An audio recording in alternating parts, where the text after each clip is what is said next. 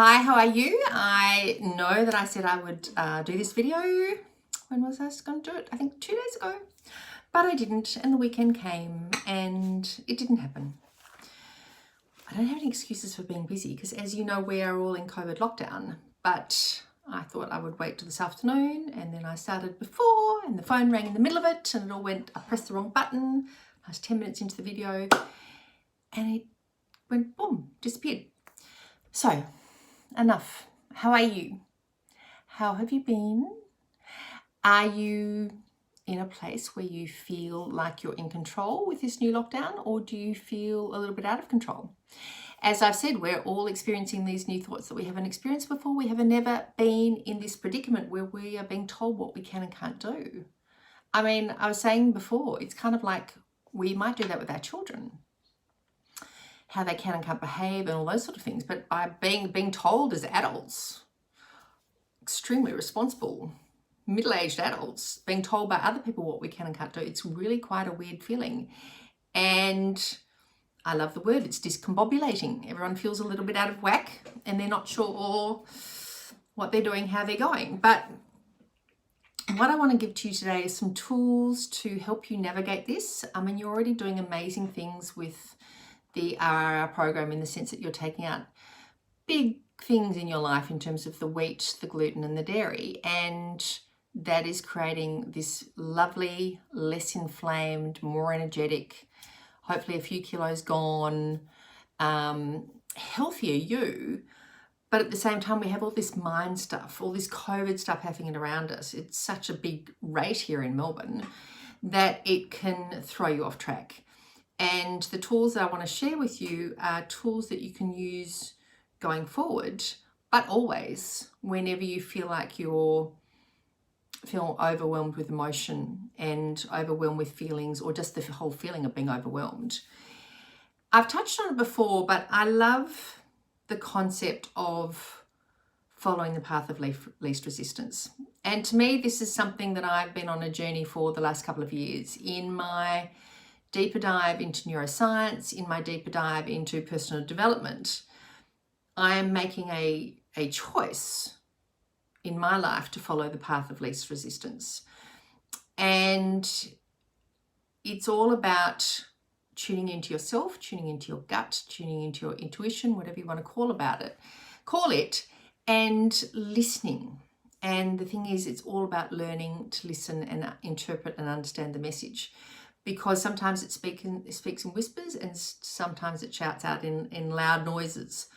But when you stop and pause, and this all comes back to awareness and mindfulness, which you know that I talk about often, when you stop and take a breath and pause and listen what is right for you, then you follow that path, because that's your gut and intuition talking, and it will always be down that path which will be the right outcome. It may take you various ways, but you will get to what is meant to be that right outcome. When you make a choice that has some resistance in it, and this is where the awareness comes in, and you listening to your body or your mind or your feelings of what that resistance, you know what it is, you feel this resistance in you, then you're going down the wrong path. But often we still go down there because of expectation of yourself, expectation of others, judgment of yourself, judgment of others, and beliefs that we've held for a very, very long time, that we should be behaving this way, we should be doing this, we should be doing that. And it's that little girl inside us that I've talked about often that is driving the bus and controlling where we're going. And it's the ego talking, because it is the ego which keeps you safe and sound and in that lovely little, where's my little white square box? My white square box, which should be here, but it's not. It keeps you there, keeps you safe, it keeps you secure, it keeps you in that box and tells you you can't go out there. But guess what? You can go out there. And so it's just a matter of listening and being aware. And I've got this lovely little story. I hope you've got a cup of tea ready. It's sort of that time in the afternoon. I hope you've got a cup of tea and you're sitting here, because I'm going to have a little chat. And this was one of the stories I was reading this week, where it was I was about to say a rabbi. It wasn't a rabbi. Oh my God, what was it? Oh, I've had a mental block. Anyway, someone into personal development, and he was going to a retreat. And he was going to a retreat, and it was in Thailand, and it was all about taking his level of personal development and spirituality to the next step. And he got there, and the retreat was in the middle of nowhere in, you know, the countryside of Thailand. And there were just wild chickens everywhere making these ridiculous noises, like from early morning till late in the evening. And it was just this constant sort of cacophony of noise that kept going on. And he arrives and he gets shown to his room, and he's thinking, how on earth am I going to find peace and calm while this havoc and noise and cacophony of screeching is going on outside around me, sort of 18 hours a day? And he got really caught up in himself and thought, this is ridiculous. I don't know why I'm here. This is so stupid. This is a waste of money. I'm not going to be able to get to that next level that I want to get to. And got caught up in all of that. But then he realized that he had a choice. He could choose to let that cacophony of noise and that constant squawking by the crazy chickens, let it affect him and ruin his experience. Or he could choose to accept it as just a non-event. It's just something like the wind in the trees or whatever it might be. But it was his choice. And it's kind of like where we are now. We can get so involved in all the noise and the negativity and everything and the numbers and everything that's going on, the rules, the regulations right now. And it can get us feeling, spiraling us into a bad place, and spiraling us into a place where we feel anxious and discombobulated and out of whack. Or we can choose to say, well, that is going on, but I have the choice to know that it's going on, but I can choose for it not to affect me in a negative way. Does that make sense? So you're making a grounded, aware choice to go, well, I know it's going on, but I can choose to take, to me, what is the path of least resistance. I said last week, I don't seek out numbers for the 11 o'clock numbers. I don't seek out headlines. I don't flick through my phone constantly finding out what's going on in the COVID world, because it just brings stress. So I choose to do my work day and do my weekend day as is, and then I get a little catch up at 7 o'clock that night sometimes, and sometimes I don't, because inevitably it will be discussed at the dinner table because it's a topic of discussion. But even then, when it is discussed, I've created this sort of barrier around myself just to protect me, to go, you know what, I don't need to take all of that in. It's not serving me. It's making me uncomfortable. It's not doing good things for my emotions. So I'm choosing the path of least resistance. And it's fascinating because you can listen to a conversation. You can even be involved in a conversation, but you're not letting that conversation pull you down and get you caught up in the negativity of it all. I hope that makes sense. With any of this stuff, it might be a little bit woo-woo, but it's giving you some tools to think about things differently so that you can manage your way through this, but also manage your way through negativity and chaos and life events that come up and throw us curveballs, because they all do. We all get them. Things happen. We lose jobs. God forbid we lose family members. We lose friends. We lose all sorts of things. We have stuff taken from us. All sorts of things happen in life. Businesses collapse. All sorts of things. And it's very easy and very normal and natural to get pulled down into that spiral of life. But when you can sort of just stand back and take that breath, or 55 breaths, and view it from a point of just being kind to yourself and having that awareness and almost pushing that event out there, like just let's use COVID, pushing it over there, so you can see it and you know what's going on, but how you react to it emotionally, it's your choice. Like the crazy chickens. He could have gone crazy chicken man, or he could have gone, you know what, that is just noise in the background, but I'm going to concentrate on my personal development doing the retreat that he did and successfully got through it. So it's sort of like you can choose resistance or you can choose acceptance, war or peace. Have that mindset being overwhelmed or being calm and at ease, miserable or sad. It's really your choice. And once you accept that and know how to deal with it, it's a really, really great tool. And when emotional eating is involved, and normally you are driven to the fridge or pantry as a result of emotions that are causing you to go there, that gives you another tool to stand there and go, how am I feeling? Why am I doing this? Why am I here?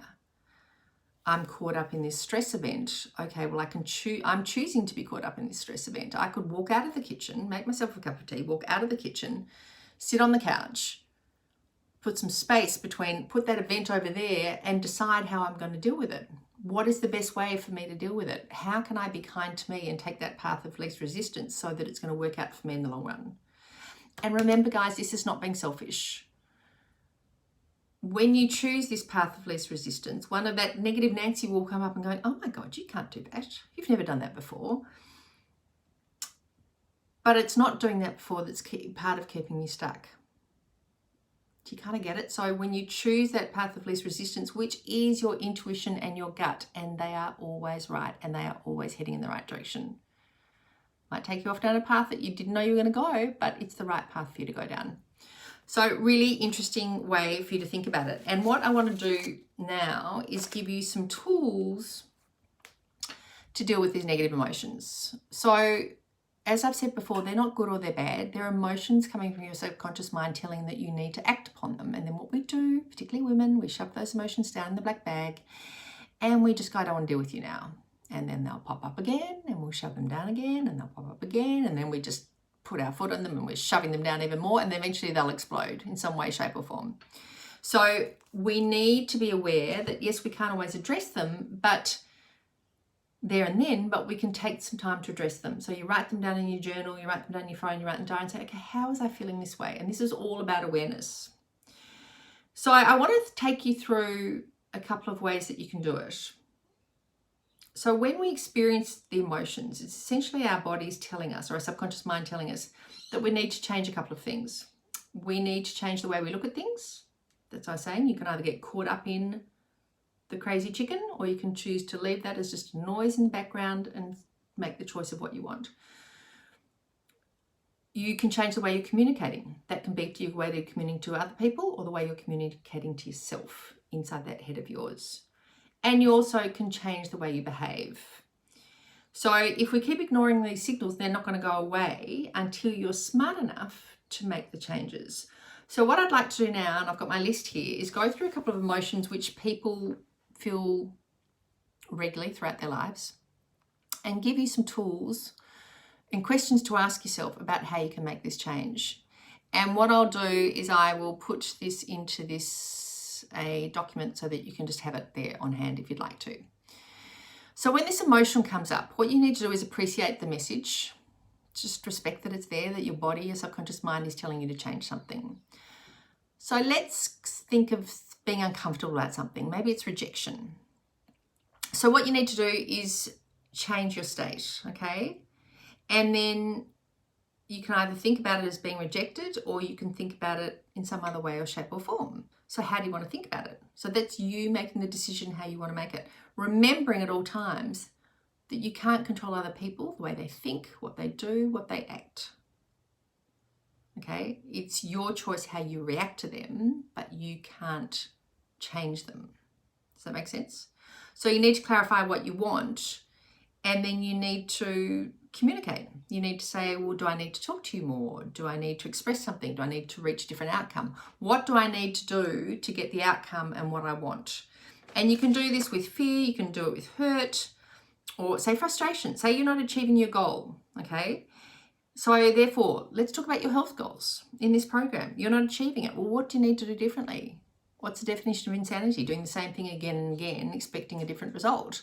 So if there's frustration with this not happening fast enough for you or not happening in the way that you wanted, you need to change your approach. So you're flexible, it's your choice. How you change that approach, what you do with it is totally up to you.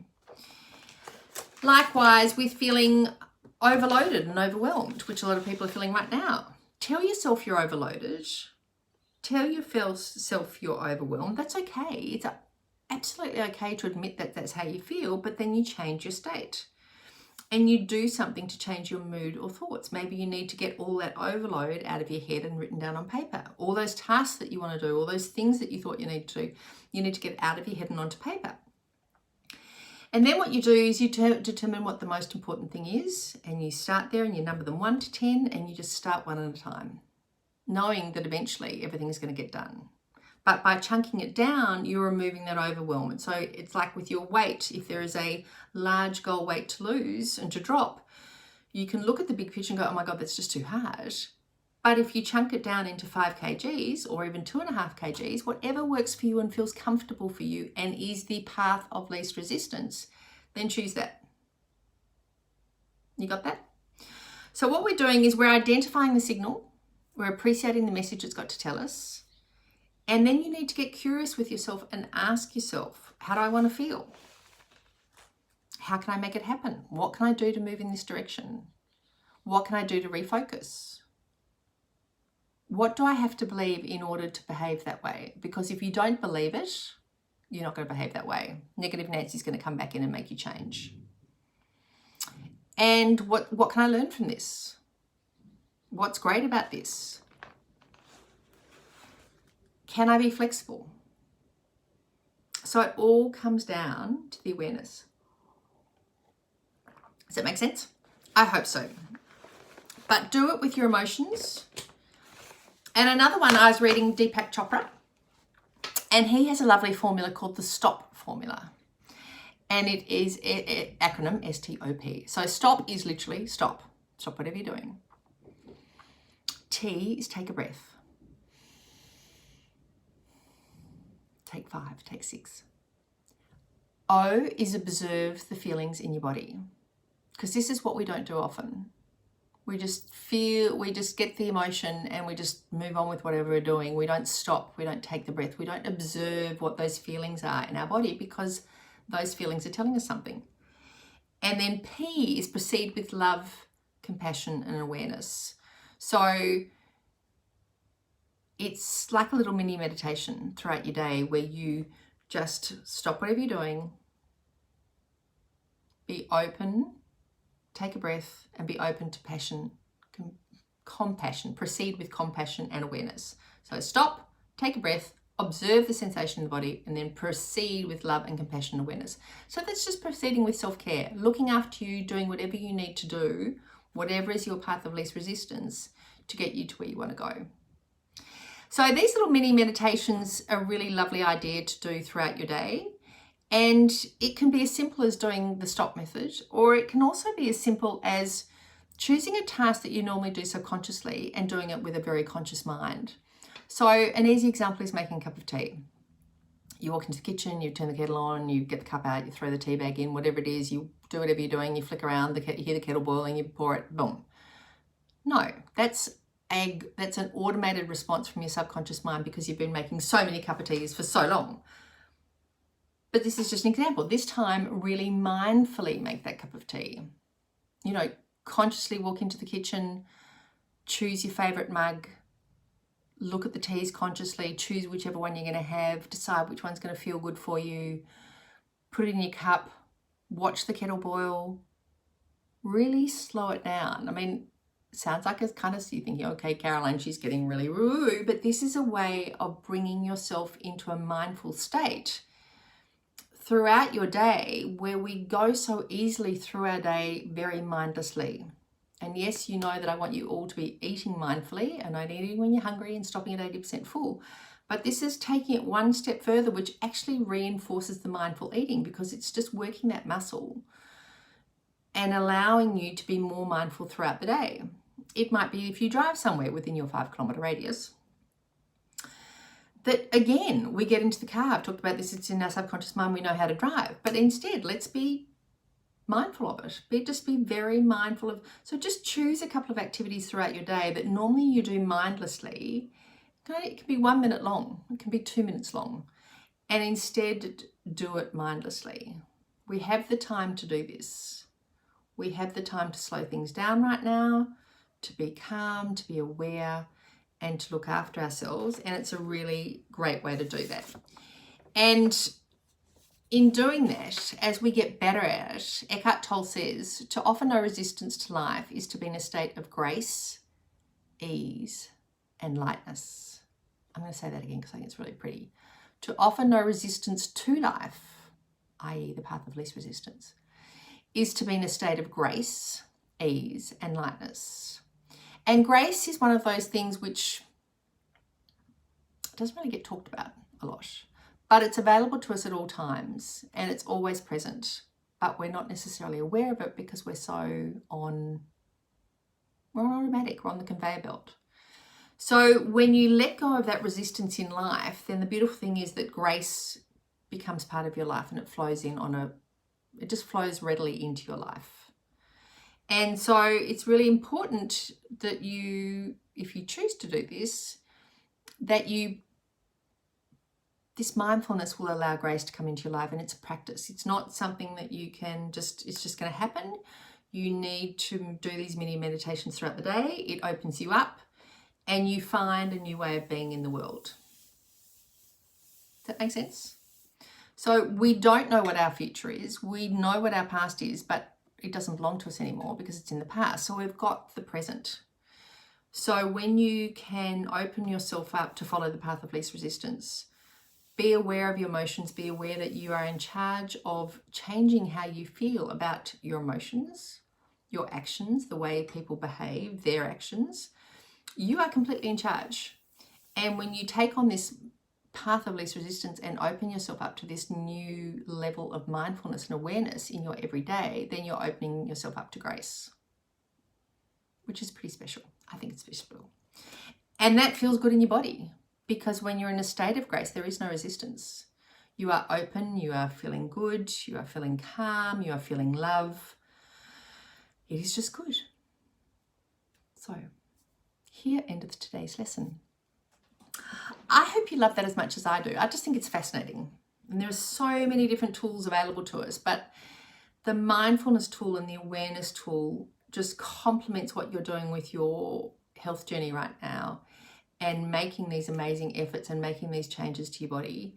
And they complement each other.